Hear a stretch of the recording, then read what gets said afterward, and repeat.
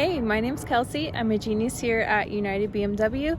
Today we're going to take a look at our first ever X3 xDrive 30e, the hybrid X3. Here on the first ever X3 xDrive 30e PHEV or plug-in hybrid electric vehicle, the base starting price is $48,550.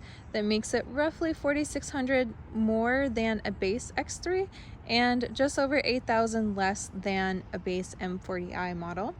The gas engine is a 2-liter 4-cylinder twin power turbo engine that produces about 181 horsepower, has an integrated electric motor that adds 107 horsepower for a combined total of 288. It's reported to produce 309 pounds-feet of torque, has an 8-speed Steptronic transmission, and the top speed is reported to be 130 miles per hour. It is xDrive, like it says in the name, which is BMW's intelligent all-wheel drive system. This is not configurable like it is in the M cars, so it's just all-wheel all the time. Has 60 mpge or miles per gallon equivalent, has a 17-gallon gas tank, a 12 kilowatt-hour lithium-ion battery. It takes about 3 hours to charge. So it is less expensive than the direct competitors, the Volvo XC60 T8 and the Mercedes GLC 350e, but both do come in with more horsepower, the Volvo producing 400 and the Mercedes producing 315. The carbon footprint, if you follow the WLTP paradigm, is 64 to 49 grams per kilometer. Fuel consumption is 2.8 to 2.2 liters per 100 kilometers. The overall electric consumption is 29.9 to 26.5 kilowatt hours per 100 kilometers. And again, that's per the WLTP paradigm. That's more of a European measurement to measure carbon footprints and efficiency, but it's worth noting. You can see it is almost identical to a standard model. You can't even really tell it's a hybrid. In previous generations of the X5, you would have a blue grille here, blue accents on your grille. That's been taken away. So really the biggest difference is the charging flap there on the side, and we'll talk about that in a minute. So this comes in 10 colors, including 2 new ones called Dark Olive and Terra Brown. Color that we have here is Dark Graphite Metallic. There are 5 wheel options, one 18-inch, 3 19-inch, and one 20-inch. These are 19-inch style 693 wheels. And you can see the standard satin aluminum trim here around the windows and on our roof rails. Coming back up to the front, these are our active kidney grills. A little bit bigger than before. So the standard active kidney grills help maximize MPG by automatically opening and closing to warm up or cool down the engine. At higher speeds, it also will open or close depending on the situation to improve the drag coefficient. Before we get into everything in the inside, we're going to briefly cover refueling and recharging. So you'll notice here it's got a little door. This is your charging flap. If you're familiar with previous hybrids or the i3, you'll recognize that. You will also notice that if the car's locked, we can't open it. So if we unlock, you'll hear it unlock there, and this will pop open. On previous generations, there used to be a ring around this charging port here, kind of where this rubber piece is, that would give you your different light indicators. On this model, it's been moved to just this little brick right here. That is just solid white. I know it looks like it's flashing. So this is the table that'll show you what's going on. So if it's yellow, it's just loading. If it's solid blue, that means it's on a charging schedule and it's waiting for that scheduled time to start. If it's flashing blue, that means it is actively charging. Green means done, red means problems. So to close it, just like the gas door, do like that.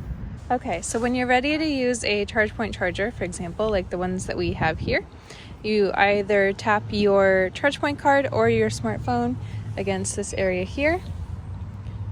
It'll unlock one of the sides, in this instance this one. So you push this in, bring it out to your charging door, and plug it in. So this will first light up yellow to tell you it's syncing, and then it will start flashing blue to let you know that it's charging. This is what it looks like on your dash while your vehicle is charging. You won't be able to start it, but you can lock the doors while it's charging. Because it does take 3 hours for the hybrid vehicles to fully charge, it's not necessary for you to sit in it if you don't want to. But most grocery stores, especially like places like Whole Foods and some Kroger's now here in the South, have chargers near the front, so you can just plug it in, go about your shopping. From the back of the car, this is different as well because you can't just open the gas tank whenever. When you're ready to refuel, you push this fuel door button right here, and in your dash you'll see it's preparing for refueling. That means that it's aerating the system. And when it says refueling possible, that means that you can drive around and open it up.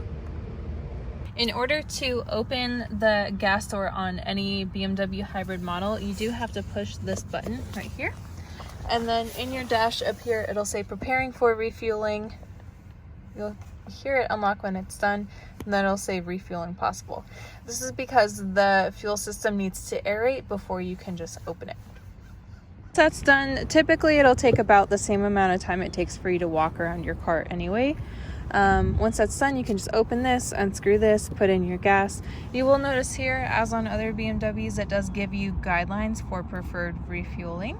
So we recommend nothing under 91 octane. In most areas, premium is 93 and mid-grade is about 85, I think. So generally, as a rule of thumb, just premium. Coming around to the back here, you can see our xDrive 30e badging.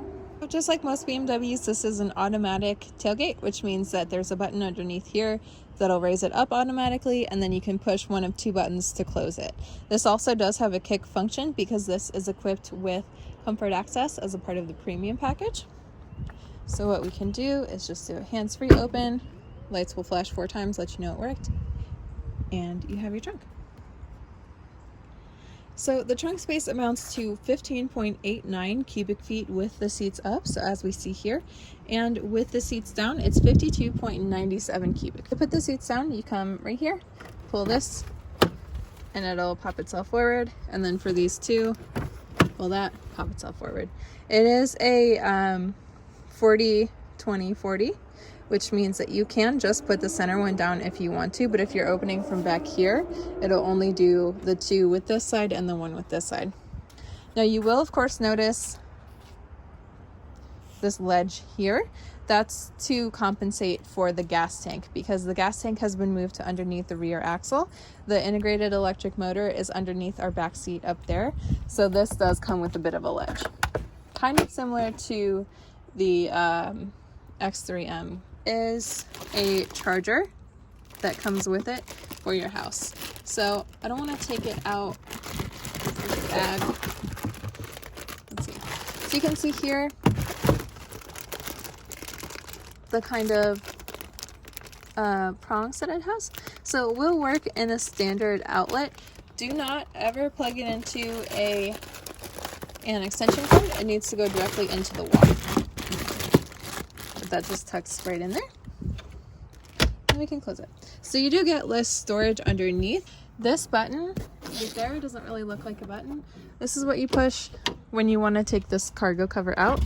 Just pull it out, comes out on both sides, pop it back into place when you're ready to put it back. The one thing that's cool about this vehicle is that you can recline your seats with this here. So I can't do it one-handed, but you hold this up and then you adjust the seat. You can pull it backwards and forwards depending on how far you want to recline it. It's nothing dramatic, but it's enough if you're on a road trip and you're kind of fatigued. So this is as far back as I could get it to go, and then you can bring it forward so that it's just ahead of this one here that hasn't moved. You can also pop the seats down by pulling in this lever here, just like that. Those are your standard mats. And then pop it back. And if you just wanted to move the middle one down, you have one right there that'll move it down for you. So from the back, it really looks like a standard X3. There's not really much else going on. You do have 2 USB-C charging ports right there. The only difference here is just that they've been brought together. You have climate controls here. Coming inside, There are 8 leather options available for this model. 2 are Sensotech and 6 are Vernasca. This is called Oyster Vernasca. It's really nice. To our dash here. Well, first let's look at the door. These are all the same buttons and features as you would find on a standard X3. So this is how you can open and close your trunk from inside the vehicle. That is your gas door button that we talked about. That's how you pop your hood right there. These are all the same. Light control, so off. Parking lights are here, automatic, on. We'll leave those in auto. These are your fog lights. This is your brightness of your dash at night. These are your parking lights. Storage compartment right there. Okay, what's really different is this dash. So the hybrid dash displays electric motor output, charge status, full electric, and combined driving ranges.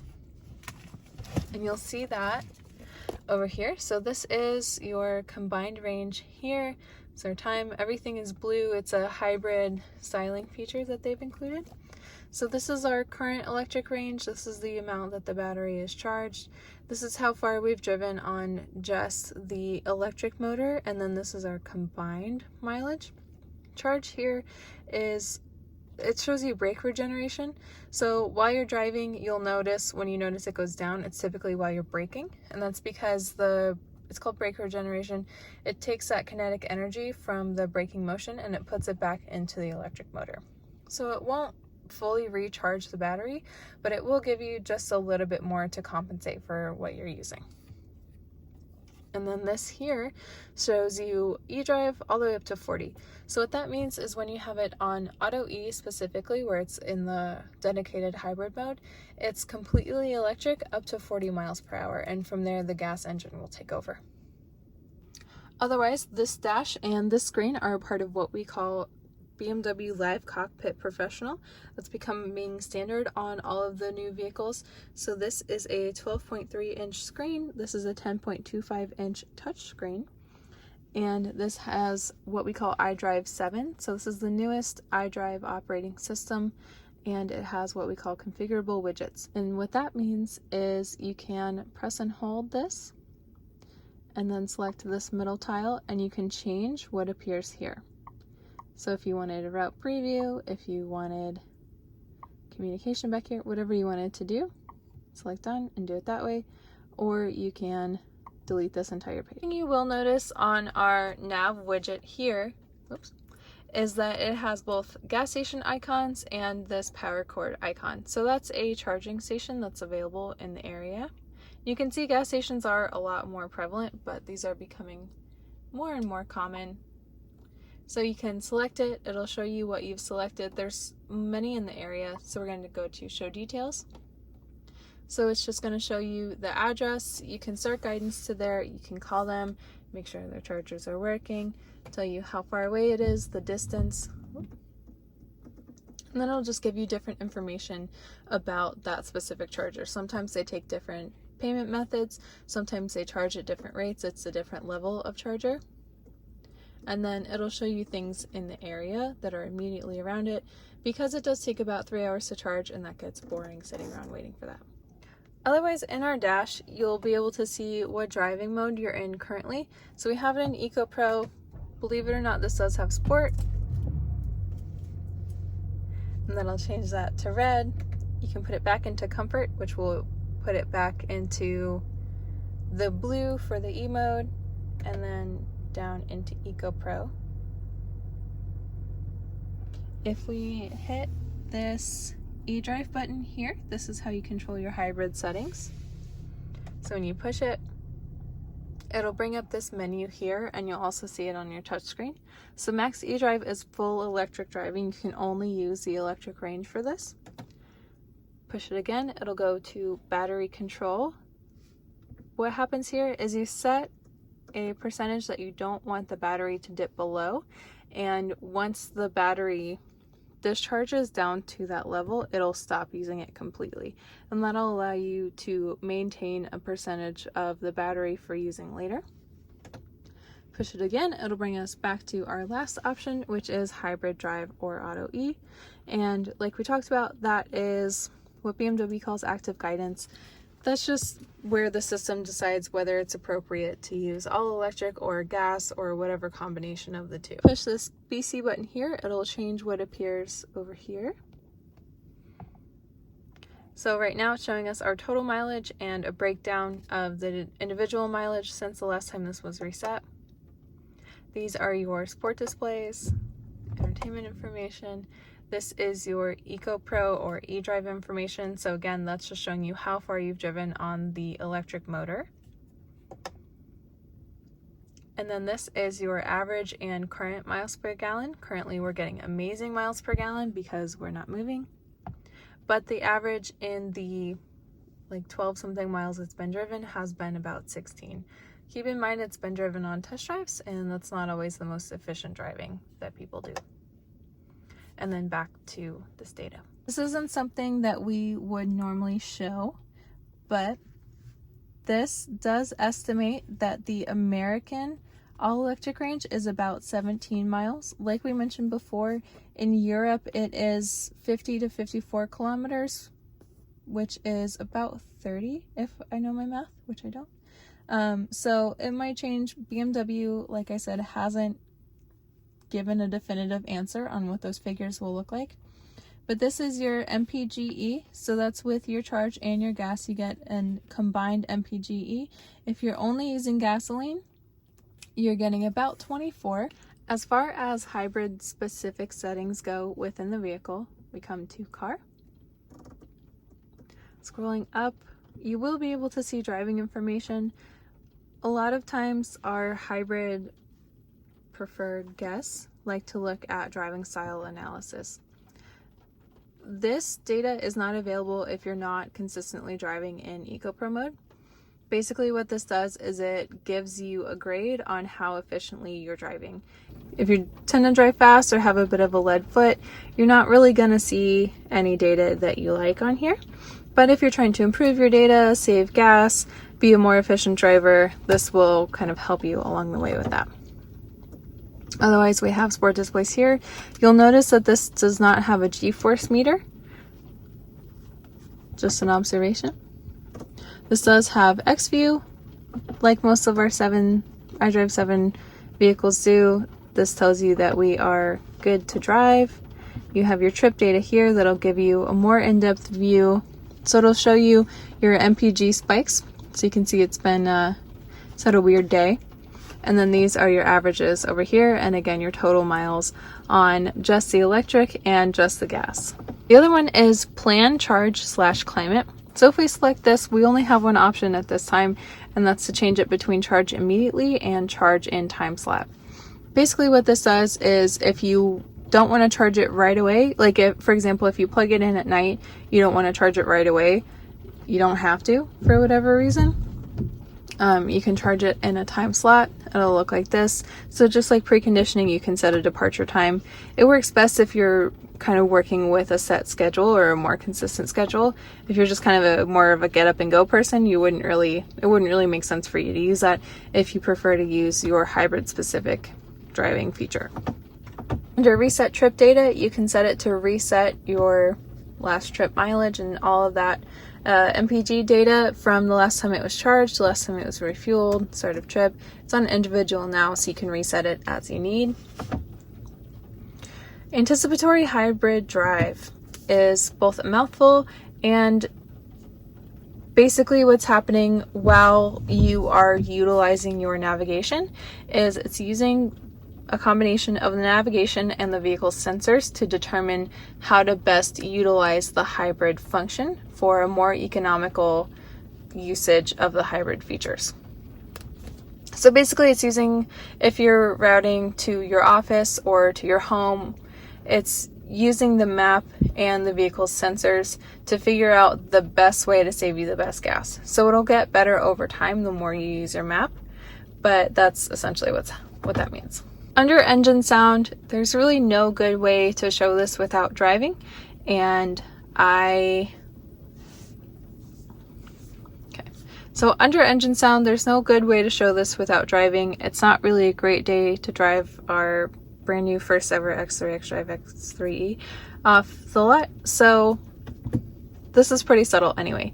But basically what this is saying is that if we have it in Sport Plus, the engine note is going to be extra sporty or kind of neutral or super reduced. There was a lot of scandal when the i8 came out with piped in engine noises. That's because some owners prefer silence because it's an electric vehicle. Some people still want that kind of gritty engine noise. There's really no in between. So the only option is to give you one or the other, give you the choice of one or the other. So where you'll notice this the most is in Sport or Sport Plus. If you put it in Comfort or Eco Pro, it's generally going to be pretty quiet, but you can have it even quieter if you want to. If you don't care, just leave it on depending on driving mode and you'll really never notice a difference. In driving mode, you can configure what happens when you put your car into Sport. So just like in any standard BMW, it's going to change how heavy the steering is, how responsive the throttle is, how aggressively the transmission shifts. So it's not going to give you any crazy settings, typically Sport or Comfort. If we go into Eco Pro, you have more control over these. So the point of this is basically when the vehicle is no longer efficient, it'll reduce these. So it's more dramatic in our all-electric vehicles, but it is still an option here in these. So you can do sporty steering if you still want economical driving, or you can just reset these all to factory. We go back under battery control. Again, this is where you can control that number that you want it to discharge to. And then configure max e-drive. It's not really a lot of option here, but you can set it as your default as long as your battery is fully charged. And what that means is that it'll only use the all-electric motor until that battery runs out as a default every single time. So if you have a shorter commute that falls within that all-electric range, it would be great for that, or if you're just running to the store or something like that. Climate control is another option that people associate with the all-electric and PHEV vehicles, especially with this preconditioning feature here. And this is more relevant in hybrid models than in a standard model, because when we have the car off, you can start your preconditioning. You can do this from the BMW Connected app as well. You just have to have an active ESA. So what this does is it will turn your climate control on back to the same setting that you had it on. It's different from standard models because it'll only get the fans moving. It's not going to cool it down or warm it up. But for example, if we hit stop, turn our car back on, crank this,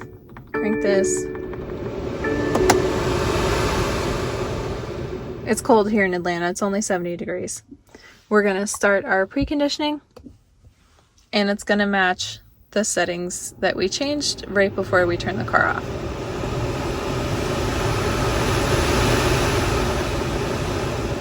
And you can adjust it if you're sitting in the car if you wanted to. Turn that back on. So you'll notice preconditioning doesn't work while the car's on. That's because if you're on, that's called climate controls, seen here. This is really useful if you have a set schedule, or here in Atlanta, it gets real hot during the summer. If you download the BMW Connected app and connect your vehicle, you can start your preconditioning from your office or from your house so that your vehicle is nice and cool by the time you get out to it. Now, you cannot change the temperature or the fan speed from the app. You can only turn it on and off. And that is a very brief overview of the 2020 X3 xDrive 30e plug-in hybrid electric vehicle. If you have any other questions, please feel free to leave me a comment below, and I'll do my best to respond as quickly and accurately as possible. These were only put into production a month ago, and they are just now arriving in dealers, so more detailed information may come out soon, and we'll be able to update it as that comes out.